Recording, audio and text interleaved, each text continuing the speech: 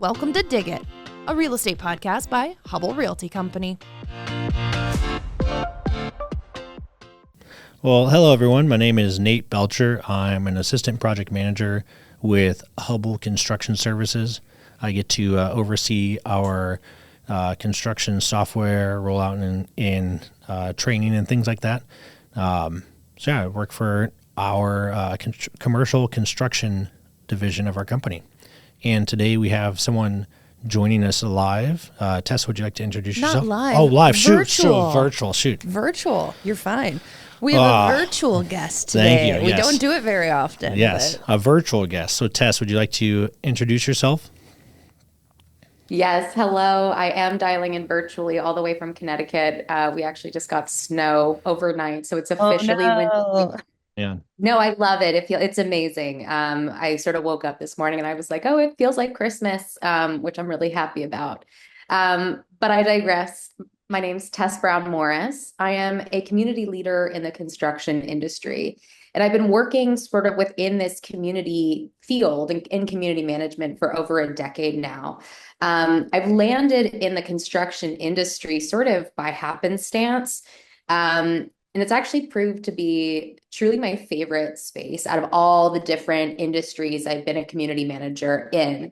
And this industry is great. So rooted in people and culture. Nate and I have gotten to know each other over the past almost year and a half now, which feels like it's flown by. And it's truly just because Nate is somebody who values community and I'm somebody who tries to provide those opportunities. So we've gotten to know each other a bunch and luckily had the pleasure of meeting in real life finally, only a couple of weeks ago, but it was a great opportunity. And I got to also meet a ton of the other folks at Hubbell, have drinks with them, play darts with them. It was such a fun time.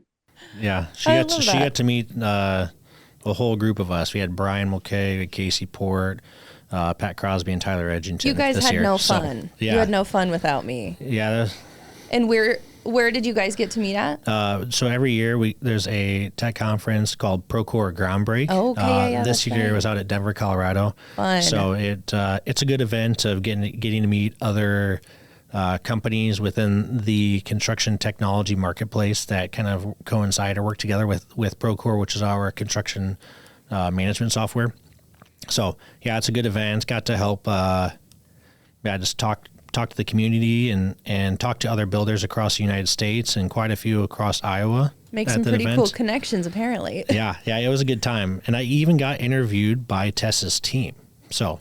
Oh, you did? You didn't tell me that. I did. I think I told you that. Did you? Yeah. Oh, man, yeah, we had, there were a couple of different instances, but we had the videography crew. I hope I'm saying that right. With the lights and all the setup, it was great. I can actually send you guys some photos afterwards. I don't know if Nate's already done it justice and sort of floated it around the Hubbell team, but I have all the behind the scenes of Nate in front of the camera, which was really fun. Send me all the bloopers. I had a sneak peek of a little snip from Michael Beam, who's also in a similar role to Tess. He sent me a picture of it, and I put in my a LinkedIn post about the event. I love that. But I have not forwarded the rest of those on yet, Tess. So I need to do that. I need to send them over to Claire and the rest of our marketing team. He's in trouble, Tess. Did you hear that? He's in trouble. Oh, totally. Awesome. Well, enlighten us, community construction enthusiasts. I mean, what are we here to talk about today? What are we covering? Yeah, so today just wanted to touch base and kind of talk about the community and construction and how it's changed really over the past, say, 10 years, and then technology as well. I felt like those were good talking points with Tess and I, because that's what we work on together. You nerd out about, maybe a little bit? Yeah, I get to be really nerdy about it. You can ask the rest of my team. They like to poke fun at me or call me Mr. I think it's Mr. Procore. You can say that. I don't know if I can. I see so many folks in the industry who are like the Procore princess, the Procore guru. Okay, that is like I thought you were going to curse. No, I wasn't going to swear. No, there's only one explicit podcast. I didn't want to be the other one. Oh, I was looking back at the Dig It ones, but yeah. Oh, it's all right. But I got the clearance to be explicit if we needed to. Oh, there you go.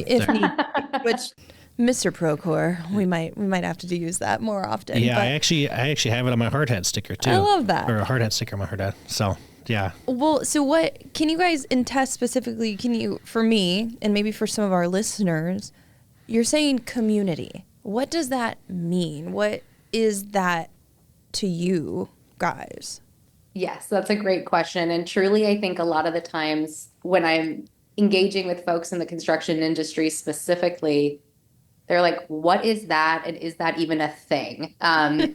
Community is definitely something that's been around in the technology world for maybe about a decade, but isn't so common in construction. So really what I do is I aim to bring and create spaces for folks in the construction industry, regardless of the role that they're in, regardless of the different technologies they use, really regardless of sector, to get together either virtually, in person, or a mixture of both, and to talk about what's going on and what's impacting them and their jobs to be done. I think what Nate has mentioned, and it's something that we'll get into, is that the technology in the industry over the past decade has changed so much, and it has been a steep learning curve. It's forced so many people into new positions. It's even forced companies that have been around for generations and generations, family-owned businesses, to change their entire models of ways of working. And right now, there are people who are operating sort of as teams of one because they are the only people in their companies learning this technology, adopting it, and making sure it's implemented throughout the entirety of their teams.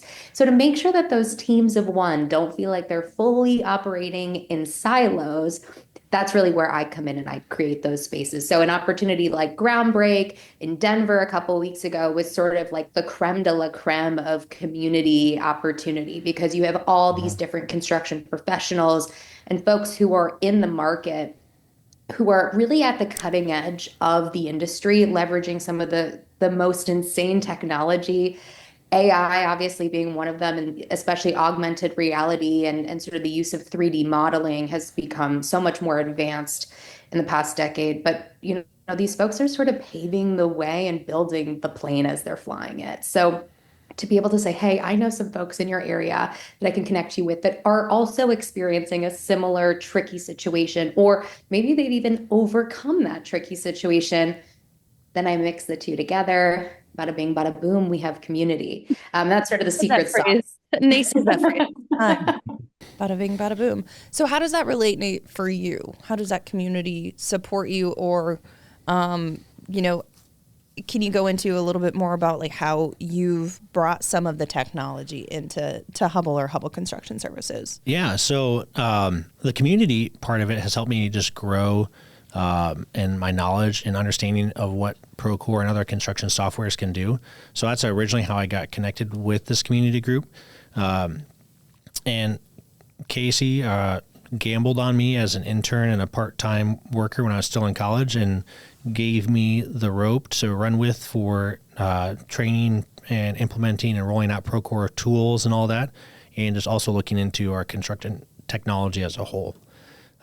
We realized there was an area there that we could improve on and make our processes better and help us build better buildings and just streamline the communications more. Which I know we've mentioned Procore. There's obviously there's like any tool out there. There's a lot of different brands of tools and types of tools you can use. So I know that that's not the only one.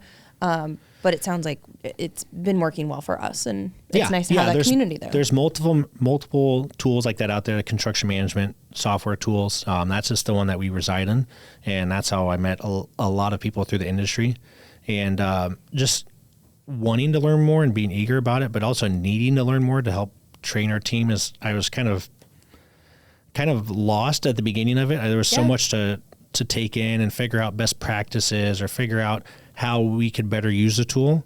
And I found out about this Procore community group and joined it. And it's essentially just a bunch of other power users or nerdy people when it comes to construction technology. So you go in there and ask them any question really. And there's people that know a lot of stuff in there. And through that process, I have grown to learn a lot. And now I'm one of the people that gets to help other companies learn or answer their questions. Don't either of you judge me, but in my brain I went to Reddit because I was Yeah, like, oh, that's you it. can, that is a community. There's obviously we implement tools on the marketing side as well. We have a digital asset management system. They have a community. We just need to be careful in the way we say it so we don't sound like we're in a cult community. Yeah. know? I know. It's kind of a cult. It's what I like about the construction industry and the construction community is sort of separate to Reddit. Reddit can feel a little bit culty, it can feel a little bit nerdy, and it can be really hard Yeah. to get into those spaces if you feel like you don't talk the talk. Yeah. I have watched all those documentaries on like Wall Street big bets and all that kind of stuff, but I would have never gone into those spaces as like a novice investor because I would have never felt comfortable. But the thing about the construction industry that I think is great is everyone really is kind of on the same level. And then you have folks like Nate who sort of become experts in their own domain and are now paying that forward. So they're able to help that sort of next generation of individuals who are coming into their companies and being told, okay, here's our tech stack, go. And you just have to be resourceful. It's a really hard thing to do if you're doing any kind of administrative or implementation or operations role, because you're really having to figure it out for the first time. And sometimes community spaces don't always seem like the place where you want to start out. But I feel like what we've got going on in this industry is this sort of shared understanding that we all just want to help one another. It really is rooted. Construction's rooted in people and connections always. It has been for generations, and that hasn't changed. That cultural element hasn't changed, which is why personally I love working in this industry so much. It's been such a blast because you have so many people who are in our communities who aren't just trying to keep their cards close to their chest and say, no, I'm not going to share because so-and-so is going to steal it or this is a trade secret. There's sort of no more of that. The information is already out there. Everything is Googleable, everything's searchable. So now it's just about how can we actually all help each other and make the most out of these tools? Because whether or not we like it, these tools are taking over. The technology space at Groundbreak specifically, there were literally dozens of booths of different providers that all integrate with Procore. I think that there's a network of literally 500 different companies that integrate with Procore specifically. Those conferences are always so overwhelming in that way sometimes. Wild amount of people, wild amount of companies.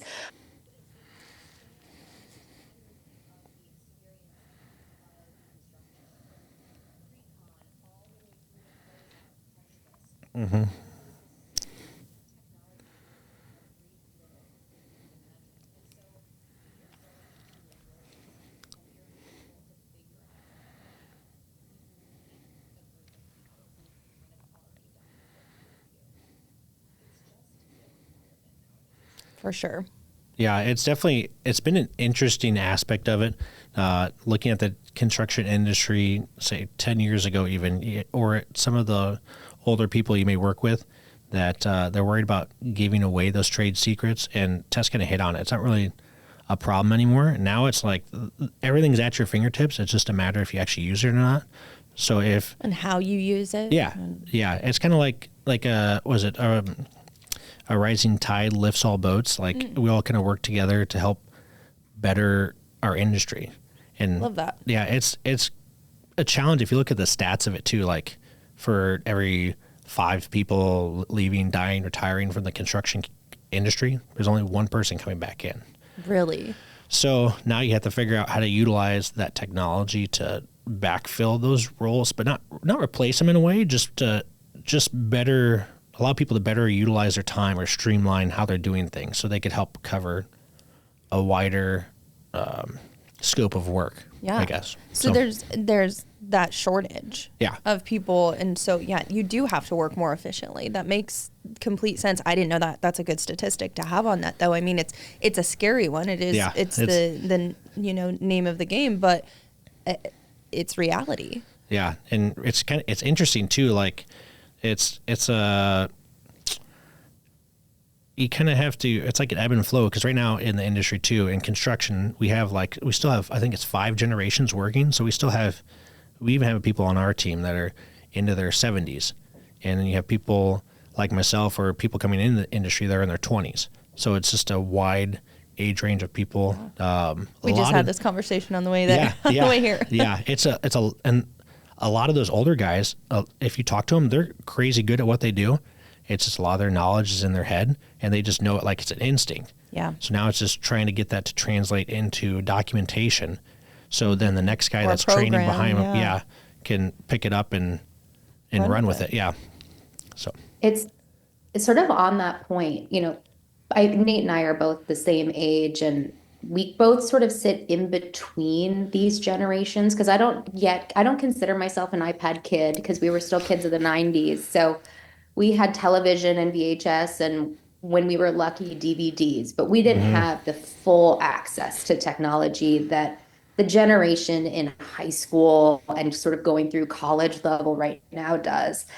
And truthfully, to sort of see that generation come up as they're doing these high school programs or trade schools or college programs, it's really amazing to see them and like how adept they are at leveraging cloud-based technology. Like the learning curve for them simply isn't as steep as it is for all the subsequent generations.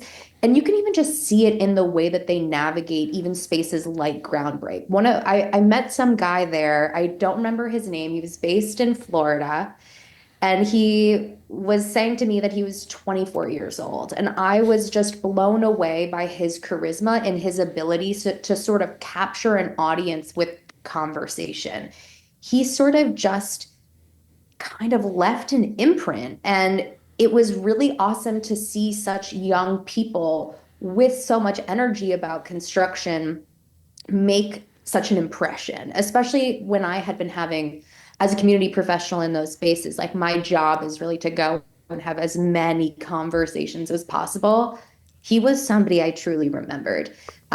He was probably one of the youngest people I also met there. So he made such an impression. And if he's making that impression at that kind of scale of an event where, for the most part, everybody is overwhelmed and you can't remember a conversation the minute after you've had it, that says volumes. Like this generation is so well equipped to take the bull by the horns and to help this industry move in that direction of efficiency and optimization, away from the pen and paper, away from everything being located in our brains and not in a central location.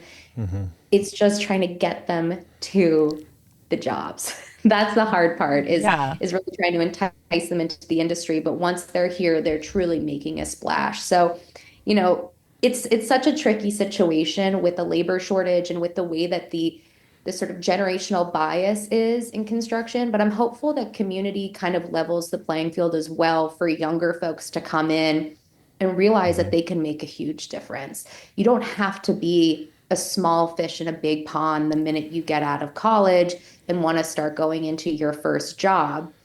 I know, and probably Nate and I had a similar experience. Like, you go to your college and then from there, you're lucky if you get an internship or some sort of like very, very, very low level anything. I worked part-time for, I think, $11 an hour with a master's degree, because that's the world we live in.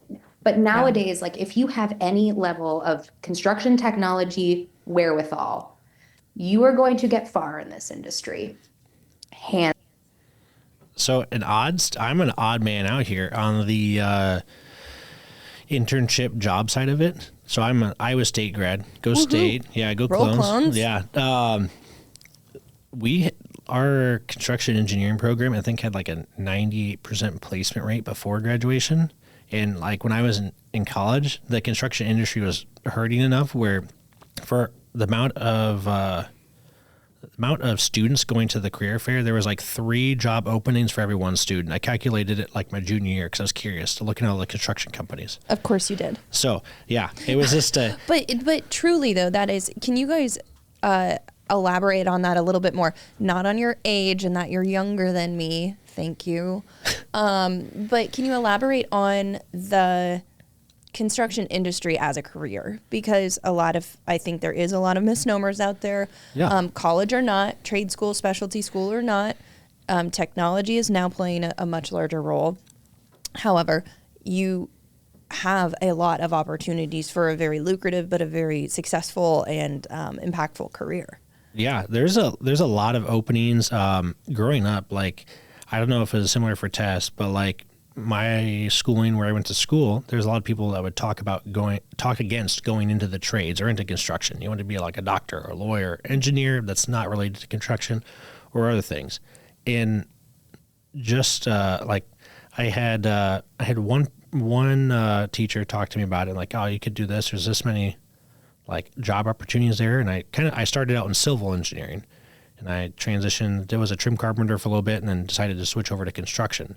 And after going through it all and just seeing the job opportunities that are out there is astronomical to me. Whether it's in the trades or in the construction management side, there's so many jobs out there that you could graduate and have a job before you graduate, or you go to college, I should say, and have a job before you graduate. Or if you skip that process and go trade school, there's companies out there right now that'll pay for your schooling. So there's kids, a whole group of kids that got deterred by some given school systems because they said, "Hey, you don't want to be a or plumber, family, or friend, or just that Yeah. overall societal pressure, right? Yeah. Or that expectation."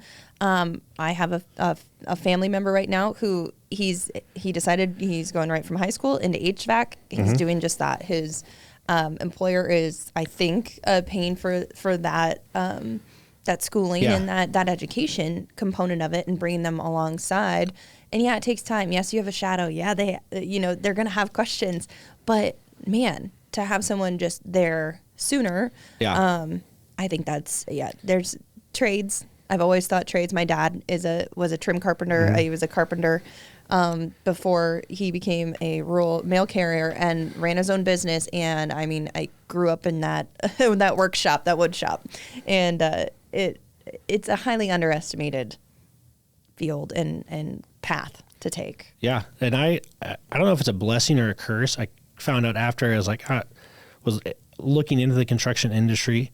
Found out like I grew up in a blue collar family. My grandpa owned his own residential construction company back in the day, and my uncle did too. And my uncle is actually the one who kind of let me come work for him and train under him and get to learn the ropes that way. And then that's kind of what spurred my interest more into construction. Say like, this is something I want to do for a career. That's cool. Yeah. That's cool.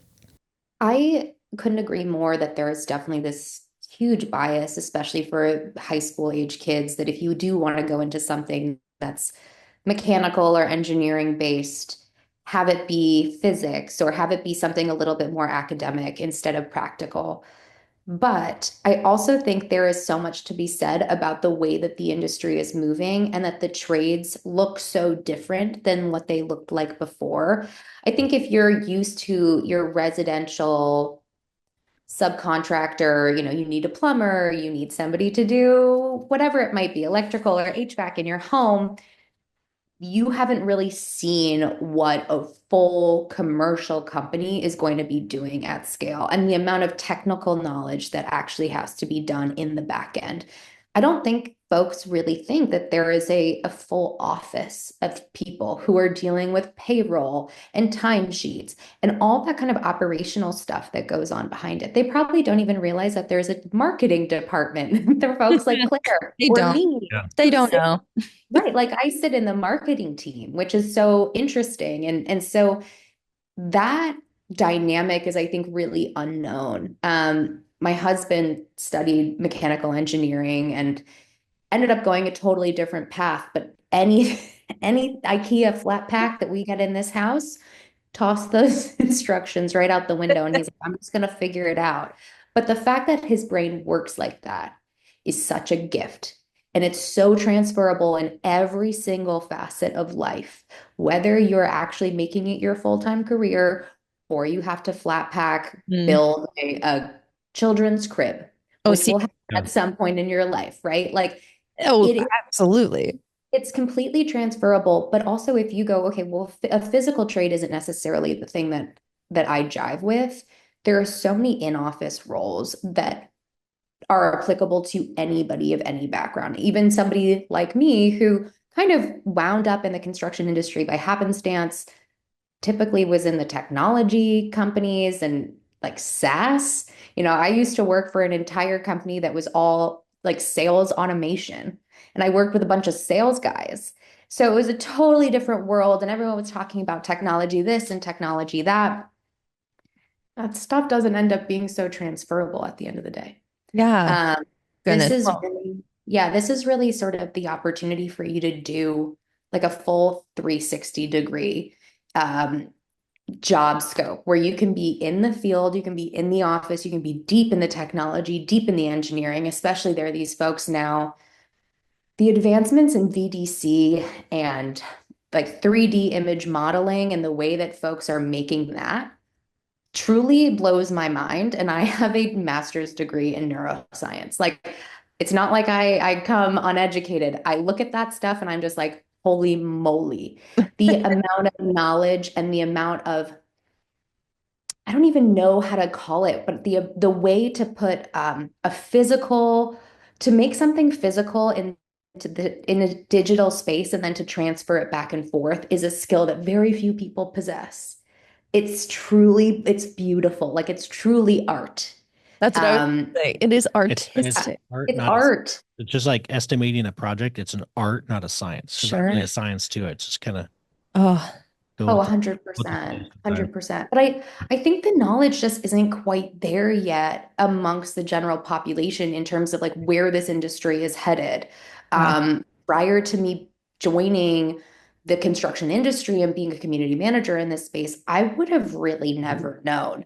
That being said, my mom always said to me, she goes, you should marry a plumber who has his own business because that man will make a very good living and have great hours. And Right. I do think that there is something to be said about, it's incredibly lucrative to know your trade, to know it like the back of your hand, and to start learning the business elements of it. Because if you can do that from a small residential perspective, you can have so much great work-life balance. And you can actually have a great living at the end of the day where you're able to sort of do that American dream that I think folks really want to be able to do. So I didn't end up marrying the plumber, but Well, moral of the I, story, I think it it's still sticks with me. right. I love that. so something to expand off of that and kind of plugging back to like a community aspect of where construction's at. I think that's another importance to it too, is having people that are willing to go to the high schools, the universities, to trade schools and explain what we do. I'm going to shout out to Paul. I'm going to say, I think it's Paul Hedgepath. He's down and he goes and adjuncts teaches at Auburn, and he kind of explains what he does through like Procore and construction technology, but things like that. And for myself, I get to be involved at Iowa State University, get to go and talk to the construction engineering program. Or in Iowa, we have a Build Iowa event that you can go to and yeah, you could go and learn about trades and what that looks like. And there's a bunch of different trades there and people willing to talk about what they do. We'll link to that in our show notes because I think it was either, and I'm going to get the number wrong, so I'll fact check myself. It was either 5,000 or 7,000 attended last year. Yeah, it's crazy. It's insane. And I mean, that is such a good number. And Tess, if you don't mind, I'm sure that you guys have also, seen this shift, but females in the industry. Yeah. It's been a very male dominated industry. It probably still is. Yeah. But a lot more females are getting into construction. And I'm so glad to see it, I just am. Oh, absolutely. Yeah. I mean, I think the cultural element of the industry has evolved so much, I think, in tandem with the technology that's evolved with it.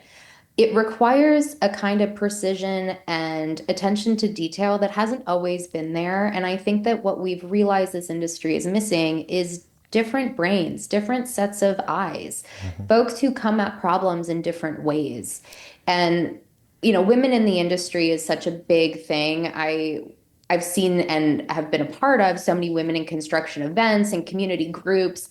I couldn't encourage it any more for women who are in this industry to seek out those kind of community spaces, because it's important to know that even if you are one of very few women at your company, you are truly not alone in the industry, but also to see the importance and the emphasis that folks are putting on other forms of diversity and culture, like mental health awareness. I think that's a really big one. This is the industry that is most impacted by suicide, and that is incredibly, it's so tied into safety, which is so part of our jobs. It's part of everything that we consider.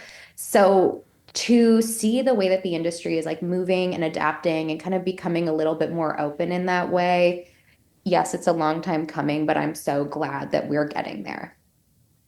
Yes, and we'll also throw a link to that in our show notes, because that's a very important topic. I mean, beyond construction, but there are some serious and some very real statistics out there about mental health, mental awareness, and suicide prevention. And so we'll link to that in our show notes too, because it's very prevalent. Yeah, and for anyone local, I'm going to plug MBI.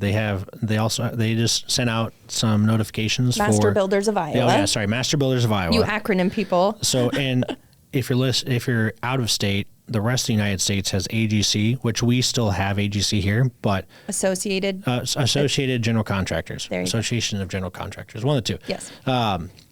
But Master Builders of Iowa predates them by a couple years, and that's who we're associated with. And they have training, they have like safety training, health and mental awareness type training, and they also have like women in construction. Like they're starting a group with that locally more to kind of build on that. So they're cool. Kind of reaching into women in construction and the mental health side of things, because those are both really prevalent right now, and they always have been. Yeah, they always have been. Yeah. But now we're starting to bring them to the forefront, have open discussions, have that vulnerable conversation. Whether you're, young or old, it doesn't matter. Yep. I love that. The construction industry for years is kind of like you just bottle it up, and then that's when it turns to alcoholism, or drugs or those things. So people are more willing to talk about it and be on the emotional side of things, and so. I love that. I also want to plug another mental health charity that I've actually worked with quite a bit. Yes, please. Through our community events. So I've done a handful of joint community events all over the nation with CIASP, that is Construction Industry Alliance for Suicide Prevention. Typically what we do every year is in May, which is Mental Health Awareness Month. We partner with them. We do a bunch of co-hosted events where we're able to provide resources to all these different folks in different cities all around the nation about suicide prevention, especially also about, as Nate mentioned, drug and alcohol safety on the job. We try to ensure that they know how to do Narcan, which is essentially the antidote to opioid overdose, which is incredibly important and unfortunately very prevalent nowadays. And so doing that is actually one of the most rewarding parts of my job, being able to be a driver in those conversations and make our community a safe space for people. It's so rewarding. Like, I'm so proud of that partnership and the work that we've done there. I love that. Well, I wanted to ask you both about one more thing. We say community, and when you say that, you've, throughout our time here, we've been talking about technology and supporting one another in the trade industry. But what about the actual communities that we live in? I know Hubbell Construction Services, you guys lead the extreme builds that Hubbell does. I know, Tess, you, other people, other vendors that we've used, they're very good supporters of our, ability to give back to the community. Can you touch on that a little bit, and how, some of those services probably help us, give back in big ways? Yeah. So you hit on a big one that we do is the Hubbell Extreme Build? Hubbell Extreme Build. And then the most recent one was up at On With Life in Ankeny. Yes, Homes of Hope. Yes, Homes of Hope. And just being able to give back to the community in that way has been, it's just been astronomical. I mean, there's dividends, because you could hear about, from being outside of work, people who have benefited from having the family homes up there. Yes. And just being able to use our skills and gifts that we have in construction to be able to help the people around us. It's really rewarding is You what it guys have is. rebuilt the Ronald McDonald House. You have done 2 projects at Easter Seals Camp Sunnyside for child development, which is a critical need in Iowa. We talked about mental health and awareness, but childcare is a huge need. Yeah. And then also the cabins up there for the campers with and without disabilities over the summer. And then affordable or attainable housing with Anawim. I mean, you guys have really made some big impacts, but I know your technology stack and all the things that you've learned and all the partners you have help you do those things. Yeah. Quickly. One of them. Yeah. Extremely quickly. I think Pat was the one who said it the best, but like we really. Pat Crosby? Yeah. Pat Crosby. Pat Crosby. Yeah. Pat Crosby. He's a general superintendent with us. He was saying like how fast we build those now. It couldn't be done without the technology that we have. We built those 2 homes at 2,500 square feet, if I remember right. Was 2,500 or 3,000? I can't remember. I should know that. You should know that. I was on the dang team, but we had 2 of them, and we were able to build them in 5 days. Yeah, and it was it's crazy. Tess, you got to come next time because I know I wanted to this wild. time, but I wasn't able to get out. It was such a missed opportunity because I had been hearing about the Hubbell Extreme builds from probably day one of me being in the industry. Like that is how pervasive it's the unreal work that you guys do is in the community space and construction. It was one of the first things I knew. Have you been to Iowa before? I have not. I have not been to Iowa. Perfect reason. Come on over. Yeah, we joked around. We were a finalist for an award this year through Procore, and we got to meet Tui, the founder and CEO or co-founder and CEO of Procore. And which is so cool. Yeah, it was a fun time, and we were jokingly inviting him to the next one because we'll probably do another one. I think we won't confirm for we won't speak on behalf of our future CEO or president and COO, but I think there's another one. Yeah, there may be. I don't have any insight. But it's always a possibility. Yeah, there's a possibility that we might have another one, and if we do, we're going to invite him to see if he wants to come check it out and see how we utilize. Cloudy with the chance of extreme build. Yeah. Awesome. I wanted to add in 2 additional sort of community components and bringing community to real life. One, and this I just think is such a fun initiative, is myself and the team have been responsible for sending food trucks to local job sites that we know customers are going to be at. We know that, our trades folks are going to be at, and we just want to give folks a nice hot cup of coffee, a warm lunch, and just a big thank you for being in the community. So we send that food truck. I think we hit up 18 different cities this year, which was fantastic. And just something that I know as an industry is just such a fun initiative. But one that I also wanted to touch on, and this one is a little bit more personal and sort of how this industry has actually personally impacted me and my community. When I was at Groundbreak this year, one of the first groups of folks I met had on their name tag NYU Langone Hospital, which is the hospital that we actually bring my son to, who is profoundly deaf. We recently got him cochlear implants. And I was talking to them. I said, did you guys happen to build the new hospital? It's 222 East 41st Street, New York City. They go, yes, we built that. I go, I go there once a month.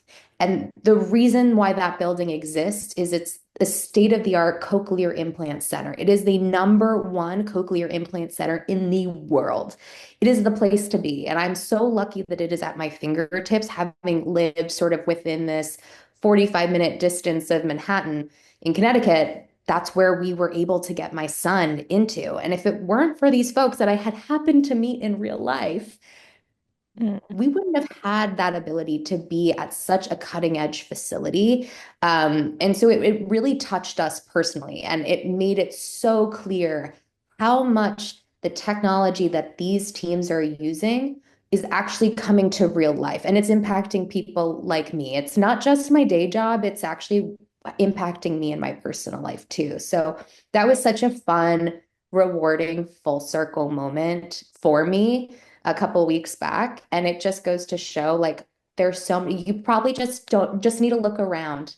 Just, Yeah. go into a Yeah. big public space and it's probably built by construction teams who are using all this amazing construction technology and who are leveraging resources like communities to actually get better and improve their jobs and to make things more efficient so that they finish these projects on time and get them delivered so that the end user, people like me, families, can go use them every single day. Think you Yeah. might have got the parents over here a little teary-eyed. Thank you for that one. It's true though. To go back to the extreme build really quickly, but I mean, at least, I mean, On With Life serves 1,000 Iowans a year who that's neuro rehab, that is brain injury, spinal injury, Parkinson's, any diagnosis that has to do with a neurological disorder or diagnosis. But then I know that we had NICU, PICU cancer patients tour the extreme build when we were doing the Ronald McDonald House of Central Iowa. In that we had, full grown large men just in tears in the middle of a construction site because they knew exactly who they were building that home for. That room was going to be named after someone that house meant so much to those families, so that it is a full circle moment once you do see, it's bricks and sticks, but it's a heck of a lot more than that to people. Yeah.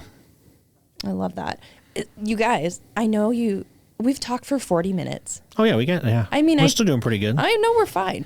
But I know everyone says 20 minutes, all right, that shouldn't be too bad. And then I joked it flies by. I joked with Tess about it beforehand. I was like looking back at them, and I think Joe P had one that was like 56 minutes or something like that. I think I had one that was like 52. Yeah, and I was like, oh, we got to hit that. We could get to that point. There's enough to talk about with technology and community. Easy. Well, what other topics did you guys, I know you had kind of a running list. Is there anything else you want to touch on before we head to the off the rails question of the day? I think the one other local, it's not necessarily in the community, but it's the local community of construction individuals, is we actually have a local Procore community group that I get to help co-lead. And it's, that's another way people can get involved. Like this, we go there, we meet up once a quarter. We'll bounce ideas off each other, share best practices, things like that. Nice. And at the end of the day, it's just to help each other build better buildings in Iowa. And then just to help with the labor shortage. Going back to that Tess's point of, you're sharing best practices. It's no longer keep the best trade secrets to yourself. Yeah. Like, people are going to figure that out. You know, they're going to find out a way, so you might as well do it faster and better together. Yeah, for sure. Yeah. And the great thing is with what Nate's doing in Iowa, I love that these are sort of focused in a specific region and city, but I know so many folks, they're like, I live 3 hours away from my nearest metro city. There is no way I am getting out to Des Moines to go to a community event for 2 hours and then to like lug back home in traffic. No, thank you. So, because of that, we also want to make sure that we're accommodating for everybody, no matter where they're based, so that it really is zero barriers to entry. So we also make sure that with the communities, whenever we do have in-person events, we try to also offer virtual options so that some events are hybrid or some events might even just be purely virtual. So you can dial in from anywhere. If you're having lunch at your desk, no problem. You can still have an opportunity to connect, to network, to learn best practices, to have a little bit of education. And then there's also online forums. So if you're someone who's just not jiving with the idea of an event or scheduling becomes a little bit tricky, online forums are a great way to get questions answered, see what people are already asking. And something that Wendy Lochner said, who is a very, very amazing Procore product administrator at her company, AVB, out of Michigan. She said, you might ask a question in those digital forums and get 6 answers back and realize all 6 answers are correct. It just depends on how you use the specific technology that you guys have, what connections and integrations you have, and then from there, finding your best answer. So you really will be able to sort of take that information and run with it in probably 6 or 7 different directions if you so choose. And that's really just going to help you with like that business impact, making sure that you're operating more efficiently. And as we all know, we sort of have to do more with less. As Nate said, it's a 5-to-1 ratio right now in terms of staffing. So that means that we have to kind of make the most out of what we have. So leveraging some of those digital experiences, if you're not able to get in person, is still going to be hugely valuable and impactful. So beneficial. I love that. So beneficial. Okay, are you guys ready? Should we go off the rails? Yeah, I'm good for it. Yeah? All right. Okay, here we go. I just had it up and then I lost it. Give me a sec. All right, here we go. The suspense. All right. Off the rails question is, what would someone who doesn't know you... Okay, I'm starting over. What would someone who doesn't know you well be most surprised about? I don't like the way that's phrased, but someone who doesn't know you, what would they find surprising about you? That's a challenging one. It's a hard one. The one that throws people off is me having multiple kids or 4 kids. That's one that people are like, you have 4 kids? Because I'm 28. So there's that. And then another thing that is just like me being talkative. I am very much, if you look at the DISC profile or things like that, I'm very much... You're an extroverted introvert? Or is that what you're trying to say? Yeah, I'm pretty yeah, a little extroverted. Yeah. Yeah. I think mine is almost like the opposite. Like my job is entirely like talking, networking, making people feel comfortable. I'm great at it. I can turn it on.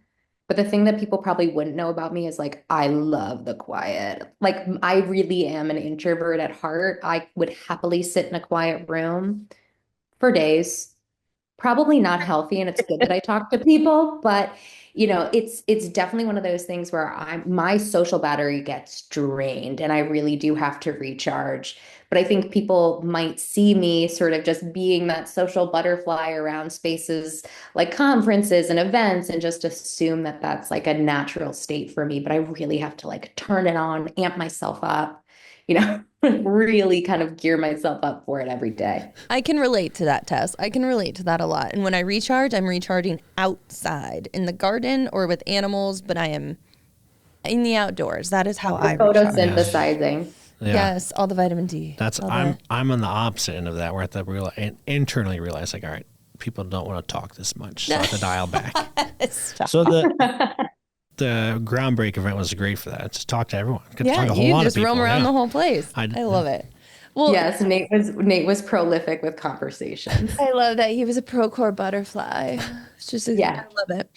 Oh, thank you guys so much for taking the time. I know it's really busy towards the end of the year. We're looking ahead to 25, and we're so thankful we have amazing partners like you, Tess, and we have lots to learn in technology, I think is what we took away from today's chat. But really, thank you guys so much. Yeah, thank you. Thank you for having me. It was a pleasure. So fun. Awesome. Well, if you're looking to watch this episode, you can catch us Dig It playlist on YouTube, of course, or on our socials. We're always putting snippets out there on Hubbell Realty, but I know you'll have it out on Hubbell Construction Services LinkedIn as well. Yep, I'll put it up there. Of course, why not? Or you can catch us wherever you get your podcasts, Spotify, Apple, Google, you name it. And until then, we will see you next time.